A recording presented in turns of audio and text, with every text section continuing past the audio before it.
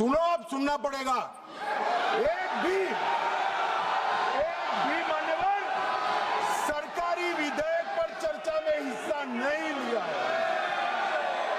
ये कहते हैं हमें बोलने नहीं देते। मान्यवर 16वीं लोकसभा में और 17वीं लोकसभा में 19, 20 और 21 राष्ट्रपति अभिभाषण पर हिस्सा नहीं लिया। 19, 20, 22, 23 केंद्रीय बजट पर चर्चा में हिस्सा नहीं लिया और एक बिल छोड़कर एक भी विधेयक में भी चर्चा पर हिस्सा नहीं लिया।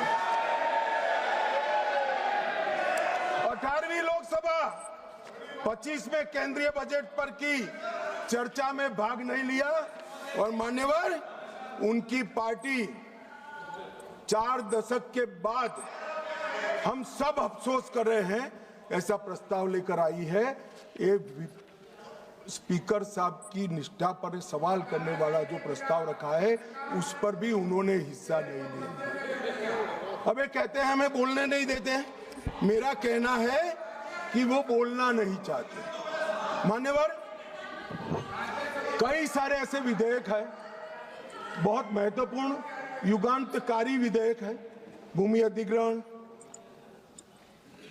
हिस्सा नहीं, संविधान का 122वां संशोधन हिस्सा नहीं, आधार प्रणाली हिस्सा नहीं, मुस्लिम महिला तलाक विधेयक हिस्सा नहीं, जम्मू कश्मीर पुनर्गठन विधेयक हिस्सा नहीं, 370 को रद्द करना हिस्सा नहीं, नागरिकता संशोधन सीएए हिस्सा नहीं, महामारी रोग संशोधन विधेयक हिस्सा नहीं, पूरा शीतकालीन सत्र अनुपस्थित रहे, भारतीय न्याय संहिताओं के 3 युगांतकारी कार्यक्रम आए, बिल आए, हिस्सा नहीं, इनकम टैक्स सुधार का बिल आया, हिस्सा नहीं, वित्त विधेयक 24 हिस्सा नहीं,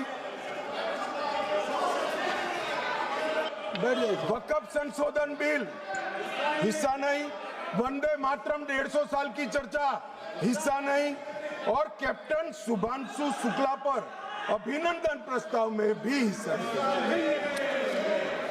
मान्यवर ये बोलना नहीं चाहते।